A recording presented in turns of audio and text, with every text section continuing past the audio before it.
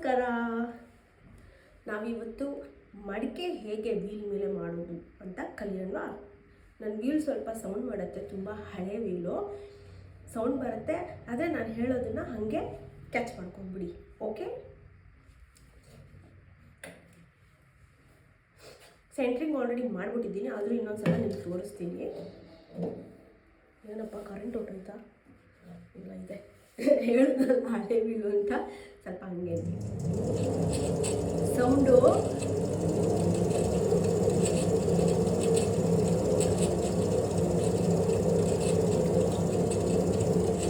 ಕೋನಿಂಗ್ ಅಂತ ಕರಿತೀವಿ ಇದನ್ನ. ಎಲ್ಲ ಮಣ್ಣನ್ನು ಕೆಳಗಿಂದ ಹೀಗೆ ತಗೊಂಡು ಮೇಲೆ ಬಂದು ಜೋಡಿಸ್ಕೊಂಡು ಎಲ್ಲ ಈ ರೀತಿ ತಗೊಂಡು ಬಂದರೆ ಕೋನಿಂಗ್ ಆಗುತ್ತೆ. ಇದು ಆ ಕಡೆ ಈ ಕಡೆ ಅಲ್ಲಾಡಬಾರ್ದು, ಸ್ಟ್ರೈಟ್ ಆಗಿರಬೇಕು.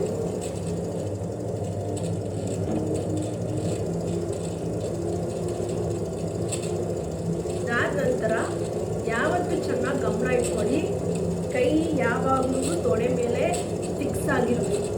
ನೀವು ಹಿಂಗೆಲ್ಲ ಮಾಡ್ಕೊಂಡು ಮಾಡಿದ್ರೆ ಪಟ್ರಿ ಮಾಡೋಕ್ಕಾಗಲ್ಲ. ಒಂದು ಕೈ ಮಾತ್ರ ತೆಗಿಬೋದು. ಸ್ವಲ್ಪ ಎಕ್ಸ್ಪೀರಿಯನ್ಸ್ ಆಗಿರೋ ನಾವೆಲ್ಲ ಒಂದು ಕೈ ತೆಗೆದ್ಬಿಟ್ಟು ಮಾಡ್ತೀವಿ.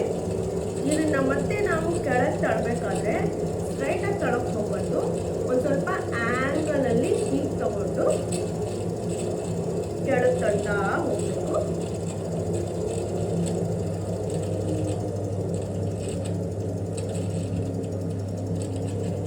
ನೋಡಿ, ಕರೆಕ್ಟಾಗಿ ಸೆಂಟರ್ ಬಂದು ಈ ಸೆಂಟ್ರಿಗೆ ಆಗಿದೆಯಾ ಇಲ್ವಾ ಅನ್ನೋದಕ್ಕೆ ನೀವು ಒಂದು ಬೆರಳನ್ನು ಸೆಂಟರಿಗೆ ಇಟ್ಟು ನೋಡಿದ್ರೆ ಸುರುಳಿ ಸುತ್ಕೊಳ್ಳುತ್ತೆ.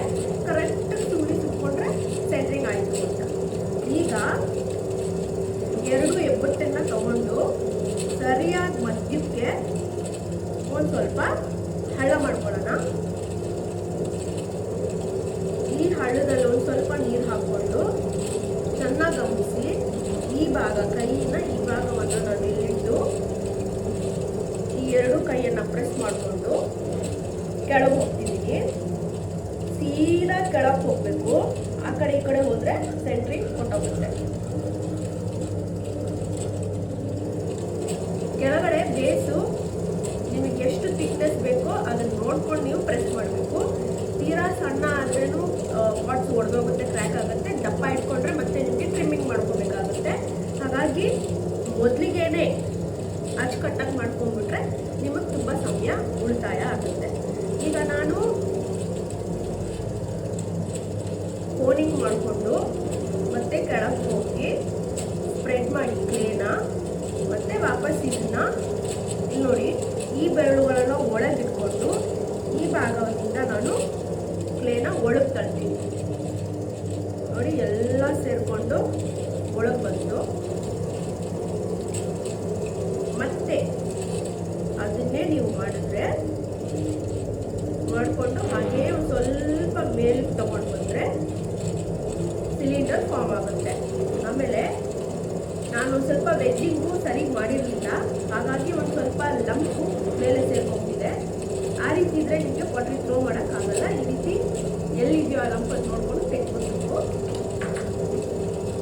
ನಂತರ ಅದನ್ನು ಇಲ್ಲಿ ಸ್ಮೂತ್ ಮಾಡ್ಕೋಬೇಕು, ಈವನ್ ಆಗುತ್ತೆ. ಇವಾಗ ಇದಾಯಿತು. ಇನ್ನೂ ಒಂದು ಸ್ವಲ್ಪ ಕೆಳಗಡೆ ನೋಡಿ, ಬೇಸಲ್ಲಿರೋ ಕ್ಲೇನೆಲ್ಲ ನೀವು ಈವನ್ ಆಗಿ ಮೇಲೆ ತೊಗೊಬರ್ಬೇಕು. ನಾವೇನು ಮಾಡ್ತೀವಿ, ಸುಮಾರು ಜನ ಬಿಗಿನಿಂಗಲ್ಲಿ ಕಲಿಬೇಕಾದ್ರೆ ಕೆಳಗಡೆ ಇರುವಂಥ ಕ್ಲೇನ ಅಲ್ಲೇ ಬಿಟ್ಬಿಟ್ಟಿರ್ತೀವಿ. ಸೊ ಹಾಗಾಗಿ ಇಲ್ಲಿ ಸ್ವಲ್ಪ ಪ್ರೆಷರ್ ಕೊಟ್ಟು ಒಳಗೆ ತಳ್ಕೊಂಡು ಮೇಲೆ ತೊಗೊಂಬರ್ಬೇಕು ಕ್ಲೇನ. ಆಯ್ತಲ್ವಾ? ಈಗ ಹೆಬ್ಬೆಟ್ಟು ಫ್ಲೆಶ್ ಆಫ್ ಮೈ ಟೌನ್ ಇದನ್ನು ಪ್ರೆಷರ್ ಕೊಟ್ಕೊಂಡು ಇಲ್ಲಿ ನೋಡಿ, ಇದು ಸ್ವಲ್ಪ ಟ್ರಿಕ್ಕಿ, ಸ್ವಲ್ಪ ಕಷ್ಟ. ಇದು ಈ ಕೈಯನ್ನು ಲೆಫ್ಟ್ ಹ್ಯಾಂಡನ್ನು ನಾನು ಒಳಗಡೆ ಇಟ್ಟಿದ್ದೀನಿ, ಮತ್ತು ಹೆಬ್ಬೆಟ್ಟು ಆಚೆ ಇದೆ, ಪ್ರೊಟೆಕ್ಷನ್ ಬಾಲಿಗೆ. ಈಗ ಹೆಬ್ಬಟ್ಟನ್ನು ಕೆಳಗೆ ಕೊಟ್ಟು ನನ್ನ ಮತ್ತೆ ಬೇರೆ ಎಲ್ಲ ಬೆರಳುಗಳನ್ನು ಹೀಗೆ ಕೈಯನ್ನು ನಾನು ರಿಸ್ಟನ್ನು ಟ್ವಿಸ್ಟ್ ಮಾಡ್ತೀನಿ. ಹೀಗೆ ಇಟ್ಕೋತಿಲ್ಲ, ಟ್ವಿಸ್ಟ್ ಮಾಡ್ತೀನಿ. ಸ್ವಲ್ಪ ಕಷ್ಟ ಬಿಗಿನಿಂಗಲ್ಲಿ ಕಲಿಬೇಕಾದ್ರೆ, ಇಲ್ಲೆಲ್ಲ ತುಂಬ ನೋವಾಗುತ್ತೆ. ಬಟ್ ಪಾಟ್ರಿ ಕಲಿಬೇಕಂದ್ರೆ ಏನೇ ವಿಷಯ ಕಲಿಬೇಕಂದ್ರೂ ಹಾರ್ಡ್ ವರ್ಕ್ ಮಾಡಲೇಬೇಕು. ಸೊ ಹೆಬ್ಬೆಟ್ಟನ್ನು ಇಲ್ಲಿಟ್ಕೊಂಡು ಪ್ರೆಷರ್ ಕೊಟ್ಟು ನೋಡಿ ಅಲ್ಲಿರೋ ಎಲ್ಲ ಎಕ್ಸ್ಟ್ರಾ ಕ್ಲೇ ಎಷ್ಟು ಚೆನ್ನಾಗಿ ಮೇಲೆ ಬಂದ್ಬಿಡ್ತು.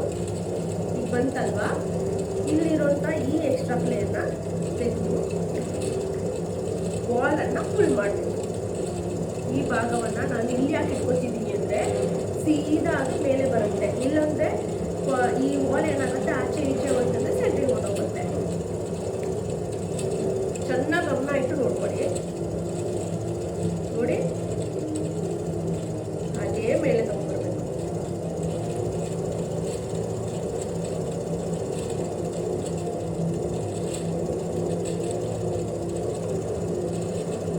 ನೀವು ಯಾವುದೇ ತರಹದ ಫಾರ್ಮ್ಸ್ ಶೇಪ್ಸ್ ಮಾಡಬೇಕು ಅಂದ್ರೆ ನೀವು ಮೊದಲು ಮಾಡಬೇಕಾಗಿರೋದು ಸಿಲಿಂಡರ್. ನಿಮಗೆ ಸೆಂಟರಿಂಗ್ ಸಿಲಿಂಡರ್ ಬರಲಿಲ್ಲ, ನೀವು ಕಲೀಲಿಲ್ಲ ಅಂದರೆ ನೀವು ಪಾಟ್ರಿ ಮಾಡೋಕ್ಕೆ ಸಾಧ್ಯವೇ ಇಲ್ಲ. ಸುಮಾರು ಜನ ನಿಮಗೆ ಒಂದಿನದಲ್ಲಿ ಒಂದು ವಾರದಲ್ಲಿ ಪಾಟ್ರಿ ಕಲಿಸ್ತೀವಿ ಅಂತಾರೆ. They are fooling you. ಅಂಥವ್ರನ್ನ ನಂಬಕ್ಕೆ ಹೋಗಬೇಡಿ. ಪಾಟ್ರಿ ಒಂದಿನದಲ್ಲಿ ಒಂದು ವಾರದಲ್ಲಿ ಕಲಿಯುವಂಥ ವಿಷಯ ಅಲ್ಲ. ಸೊ ಈ ವಾಲನ್ನು ಇನ್ನೂ ಒಂದು ಸ್ವಲ್ಪ ಸಣ್ಣ ಮಾಡಬೇಕು. ಸ್ವಲ್ಪ ಎಕ್ಸ್ಟ್ರಾ ಕ್ಲೇ ಇದೆ, ಅದನ್ನು ನಾನು ಮೇಲೆ ತಗೊಂಡ್ಬರ್ತಿದ್ದೀನಿ.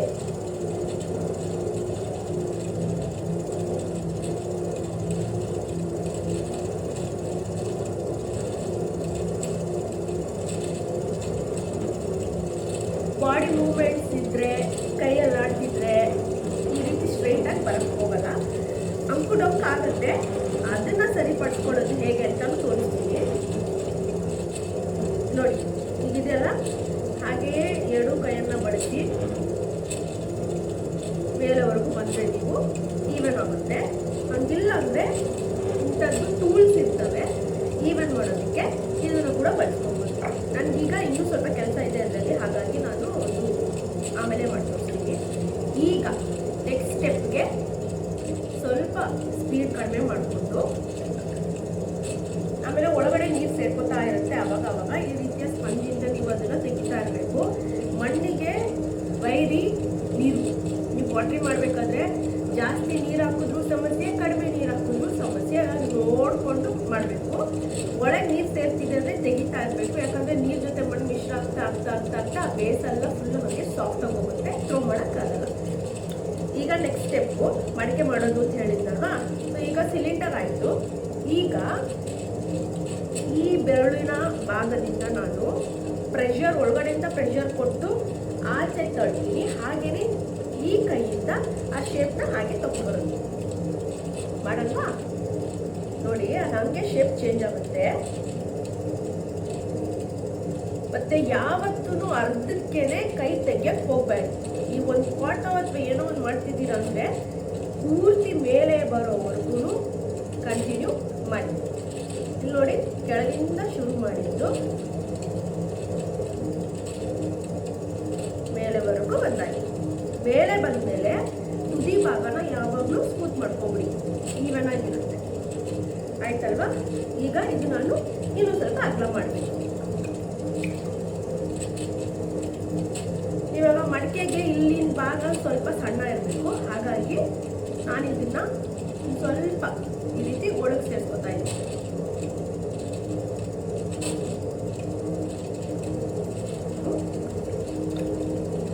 ಇದು ನೋಡಿ, ಇದು ಒಳ್ಳೆ ಫ್ಲವರ್ ಪಾಟ್ ಥರ ಆಯಿತು. ಇನ್ನೊಂದು ಸ್ವಲ್ಪ ಸ್ಪೀಡ್ ಕಡಿಮೆ ಮಾಡ್ಕೊಳ್ಳೋಣ.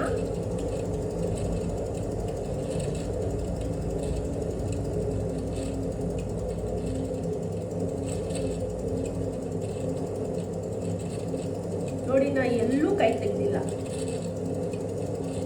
ಒಳಗೆ ಹೊರಗಡೆ ಇರುವಂತಹ ಎರಡು ಬೆರಳು ಈಕ್ವಲ್ ಆಗಿ ಜೊತೆಗೆ ಮೇಲೆ ಬರಬೇಕು.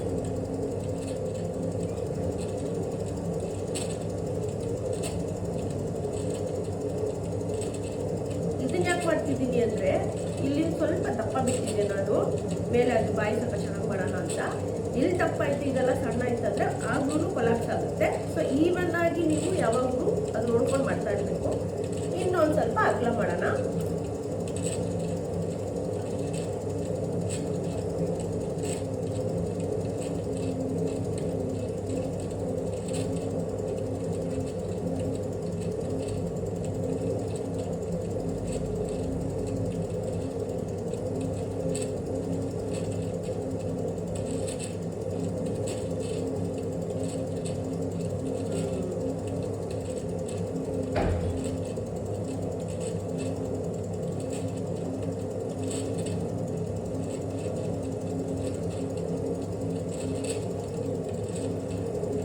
ಇದೊಂದು ಬೇಸಿಕ್ ಶೇಪಿಗೆ ಬಂದಾಯಿತು. ಈಗ ನಾನು ಎಕ್ಸ್ಟ್ರಾ ಏನಿದೆ ಅದನ್ನೆಲ್ಲ ತೆಗಿತೀನಿ. ಈಗಲೇ ನೀವು ತೆಗೆದುಬಿಟ್ರೆ ಆಮೇಲೆ ನಿಮಗೆ ಟ್ರಿಮ್ಮಿಂಗ್ ಅವಶ್ಯಕತೆನೇ ಇರಲ್ಲ.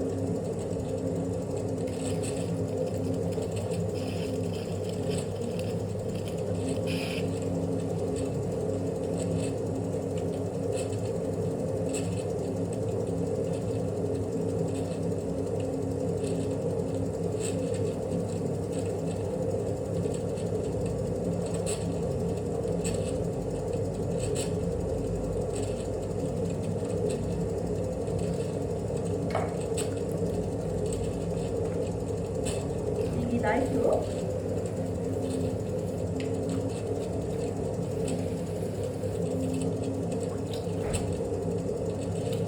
ಇನ್ನೊಂದು ಸ್ವಲ್ಪ ಶೇಪು ಆ ಕಡೆ ಈ ಕಡೆ ಹಂಗಾದಾಗಿದೆ, ಅದನ್ನು ಈಗ ಸರಿಪಡಿಸ್ತೀವಿ.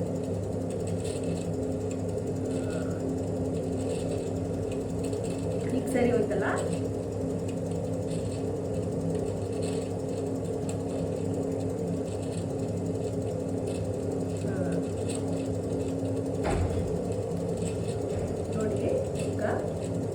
ಬಾಯಿನೊಂದು ಸ್ವಲ್ಪ ಮೇಲಿಂದ ಹಾಗೆ ಅಗಲ ಮಾಡ್ಕೊಳ್ಳೋದು.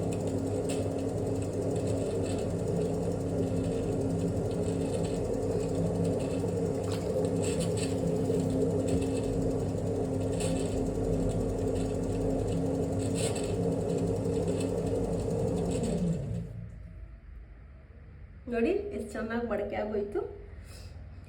ಇದು ಸಿಲಿಂಡರು ಹೈಟ್ ಎಷ್ಟು ಹೈಟ್ ಮಾಡ್ತೀವೋ ನಿಮ್ಗೆ ಅಷ್ಟು ನ್ಯಾರೋ ಆಗಿರುವಂಥ ಪಾಟ್ ಸಿಗುತ್ತೆ. ಅಥವಾ ನಿಮಗೆ ಮಣ್ಣಿಂದು ಮಡಿಕೆ ಬೇಕು ಆ ಥರ ಇದ್ದರೆ ಈ ಸಿಲಿಂಡರ್ ಏನಿದೆ ಹೈಟ್ ಜಾಸ್ತಿ ಮಾಡ್ಕೊಳ್ದೆ ಸ್ವಲ್ಪ ಸಣ್ಣದಾಗಿ ಕುಳ್ಳಕ್ಕೆ ಮಾಡಿಕೊಂಡು ಅದರಿಂದ ನೀವು ಮಡಿಕೆ ಮಾಡಿಕೊಂಡ್ರೆ ಒಂದು ಸ್ವಲ್ಪ ಗುಂಡುಗೆ ಆ ಥರ ಬರುತ್ತೆ. ನನಗಿದು ಈ ಶೇಪಲ್ಲಿ ಬೇಕಾಗಿತ್ತು, ಹಾಗಾಗಿ ಇದನ್ನು ಮಾಡಿದ್ದು. ಸೊ ನೋಡಿ ಪಾಟ್ರಿ ಎಷ್ಟು ಚೆನ್ನಾಗಿದೆ ಅಲ್ವಾ. ಕಲಿಯೋವಾಗ ಮಾಡೋವಾಗ ಎಷ್ಟು ಆನಂದ ಸಿಗುತ್ತೋ ನೋಡೋಕ್ಕೂ ಅಷ್ಟೇ ಖುಷಿ ಸಿಗುತ್ತೆ. ಸೊ ನೀವು ಕೂಡ ಪಾಟ್ರಿ ಕಲಿಬೇಕು ಅಂತಿದ್ರೆ ಒಳ್ಳೆ ಕಡೆ ಅಂದರೆ ಇತ್ತೀಚೆಗೆ ಏನಾಗ್ತಿದೆ ಅಂದರೆ ಸುಮಾರು ಜನ ಸ್ಟುಡಿಯೋ ಪಾಟರ್ಸ್ ಅಂತ ಹೇಳ್ಕೊಂಡು ಕಲಿದೇನೆ ಜನರನ್ನು ತುಂಬ ದುಡ್ಡು ತಗೊಂಡು ಏಮಾರಿಸ್ತಿದ್ದಾರೆ. ಒಂಥರ ನನಗದು ಬೇಜಾರಾಗುತ್ತೆ ನೋಡಿದ್ರೆ. ಅವ್ರುಗಳ್ಗೂ ಏನು ಮಾಡೋಕ್ಕೆ ಬರಲ್ಲ, ಸುಮ್ಮನೆ ಅಂದರೆ ಒಂದು ಸೊಫಿಸ್ಟಿಕೇಷನ್ ಏರಿಯಾನಲ್ಲಿ ಸ್ಟುಡಿಯೋ ಇಟ್ಕೊಂಡು ತುಂಬ ಬೆಲೆ ಬಾಳುವಂತಹ ಮೆಷಿನರೀಸ್ ಎಲ್ಲ ಇಟ್ಕೊಂಡು ಪಾಟ್ರಿ ಸ್ಟುಡಿಯೋ ಅಂತ ಹೇಳ್ಕೊಂಡು ಮಾಡ್ತಿದ್ದಾರೆ. ಆದರೆ ನೋಡಿಕೊಂಡು ಹೋಗಿ ಕಲೀರಿ. ಕಲಿಯೋಕ್ಕೆ ನಿಮಗೆ ಆಸಕ್ತಿ ಇತ್ತು ಅಂದರೆ ತುಂಬ ಬಿಸ್ನೆಸ್ ಮೈಂಡೆಡ್ ಆಗಿರೋಂಥವ್ರ ಹತ್ರ ಅಥವಾ 45 ನಿಮಿಷಕ್ಕೆ 1 ಗಂಟೆಗೆ 3,000 ತಗೊಳ್ಳೋಂಥವ್ರು ಇದ್ದಾರೆ. ಅಷ್ಟು ಅರ್ಹತೆ ಇದೆ ಅವ್ರಿಗೆ, ಕಲಿಸ್ತಾರೆ ನಿಮಗೆ ಅನ್ನೋ ಹಾಗಿದ್ದರೆ ಓಕೆ, ಅದು ಕೂಡ ದುಬಾರಿನೇ. ಆದರೆ ಒಳ್ಳೆ ಗುರುಗಳ ಹತ್ರ ನೀವು ಹೋಗಿ ಕುಂಬಾರಿಕೆ ಕಲೀರಿ ಅಷ್ಟೇ ನಾನು ಹೇಳೋದು. ಒಂದು ದಿನದಲ್ಲಿ 1 ವಾರದಲ್ಲಿ ಪಾಟ್ರಿ ಕಲಿಬೋದು ಅಂತ ಹೇಳೋರನ್ನು ಮಾತ್ರ ನಂಬಕ್ಕೆ ಹೋಗಬೇಡಿ. 1 ದಿನದಲ್ಲಿ 1 ವಾರದಲ್ಲಿ 1 ತಿಂಗಳಲ್ಲಿ ಕಲಿಯುವಂತಹ ಕಲೆ ಇದು ಅಲ್ವೇ ಅಲ್ಲ. ಸೊ ಈಗ ಈ ಮಡಿಕೆ ಮಾಡಾಯಿತು. ನೆಕ್ಸ್ಟ್ ನಾನು ಬಡಿಯೋದು ಕಲ್ಲಿಂದ ಮತ್ತು ಬ್ಯಾಟ್ ನೋಡಿ, ಇದು ಸೋಡಾ ಮತ್ತು ಇದು ವುಡ್ಡನ್ ಬ್ಯಾಟು, ಪ್ಯಾಡಲನ್ನು ಅನ್ವಿಲ್ ಟೆಕ್ನಿಕ್ ಅಂತ ಹೇಳ್ತೀವಿ ಇಂಗ್ಲೀಷಲ್ಲಿ. ಒಳಗಡೆ ಇದು ಒಣಗಬೇಕು, ಒಂದು 2 ದಿನ ಇದು ಒಣಗಬೇಕು. ಕೆಳಗಡೆ ಇರುವಂತಹ ಎಕ್ಸ್ಟ್ರಾ ಕ್ಲೇನ ತೆಗೆದು, ಕ್ಲೇ ಪೋರಸ್ ಆಗಿರುತ್ತೆ. ಇವಾಗ ಅಡುಗೆ ಮಾಡೋಕ್ಕೆ ನಾನು ಮಡಿಕೆ ಬೇಕು ಅಂತಿದ್ರೆ ನನಗೆ ಪೊರಾಸಿಟಿನ ಸ್ವಲ್ಪ ಕಡಿಮೆ ಮಾಡಬೇಕು. ಅದಕ್ಕೇ ಒಳಗಡೆ ಒಂದು ಕಲ್ಲನ್ನು ಇಟ್ಕೊಂಡು ಹೊರಗಿಂದ ಈ ಬ್ಯಾಟಿಂದ ಬಡಿತಾ ಮಾಡೋದು. ಇದಕ್ಕೂ ಅಷ್ಟೇ ನನಗೆ ಚಳಿ ಜ್ವರ ಬಂದಿತ್ತು ಇದನ್ನು ಕಲಿಬೇಕಾದ್ರೆ. ನಮಗೆ ಬೀಡಿಂದ ಒಂದು ಸರ್ ಬಂದು ಹೇಳ್ಕೊಡ್ತಿದ್ರು ನಮ್ಮ ಕಾಲೇಜಲ್ಲಿ ಪ್ಯಾಡಲ್ ಅನ್ವಿಲ್ ಟೆಕ್ನಿಕ್ನ. ಇದು ಮಾಡಬೇಕಾದ್ರೆ ನಮಗೆ ಈ ಭಾಗ ಫುಲ್ಲು ನೋವಾಗಿ ನನಗೆ ಚಳಿ ಜ್ವರ ಬಂದ್ಬಿಟ್ಟಿತ್ತು. ಅಷ್ಟು ಕಷ್ಟ ಇದೆ ಇದು ಕಲೆ ಮಾಡೋದಕ್ಕೆ. ಯಾವತ್ತೂ ನೀವು ಕುಂಬಾರರು ಮಡಿಕೆ ತೊಗೊಳಕ್ಕೆ ಹೋದವಾಗ ಅವ್ರ ಹತ್ರ ನೀವು ದಯವಿಟ್ಟು ಕಂಜೂಸಿ ಮಾಡಬೇಡಿ, ಬಾರ್ಗೇನಿಂಗ್ ಮಾಡೋಕ್ಕೆ ಹೋಗಬೇಡಿ. ತುಂಬ ಕಷ್ಟ ಇದೆ ಇದು ಮಾಡೋಕ್ಕೆ. ಈಗ ನೋಡಿ, ಇವಾಗ ಮಾಡಿದ್ದು ಇಷ್ಟೊತ್ತಾಯಿತು. ಇದು 2 ದಿನ ಒಣಗಬೇಕು. ನಂತರ ಅದನ್ನು ನಾನು ಫಸ್ಟ್ ಒಂದು ಸಲ ಬಡಿತೀನಿ, ಆಮೇಲೆ ಅದನ್ನು ಮತ್ತೊಂದು ದಿನ ಬಡಿಬೇಕಾಗತ್ತೆ. ಈ ರೀತಿ 3-4 ದಿನ ಅದಕ್ಕೆ ಕೆಲಸ ಇರುತ್ತೆ. ಅಷ್ಟೊಂದು ಟೈಮ್ ಕೊಟ್ಟು ಮಾಡಿರ್ತಾರೆ. ಸೊ ಬಾರ್ಗೇನಿಂಗ್ ಮಾಡೋಕ್ಕೆ ಹೋಗಬೇಡಿ. ಸೊ ಇದು ಇವತ್ತಿಂದು ಪಾಠ. ಕಲಿಯೋ ಆಸಕ್ತಿ ಇದ್ದರೆ ನನ್ನ ವೀಡಿಯೋಗಳನ್ನು ನೋಡಿ, ನಿಮ್ಗೇನಾದರೂ ಇಂಥದ್ದು ಕಲಿಬೇಕು ಅಂತಿದ್ರೆ, ಇಂಥದ್ದು ಮಾಡಬೇಕು ನಾವು ಕಲಿಬೇಕು ಅಂತಿದ್ರೂ ನೀವು ಕಮೆಂಟ್ ಮಾಡ್ಬೋದು. ನನ್ನ ಕೈನಲ್ಲಿ ಅದಾದರೆ ನಾನು ನಿಮ್ಗೆ ಹೇಳ್ಕೊಡ್ತೀನಿ. ಆಯಿತು, ನಾನು ಇನ್ನು ಹೊಡ್ತೀನಿ. ನಮಸ್ಕಾರ.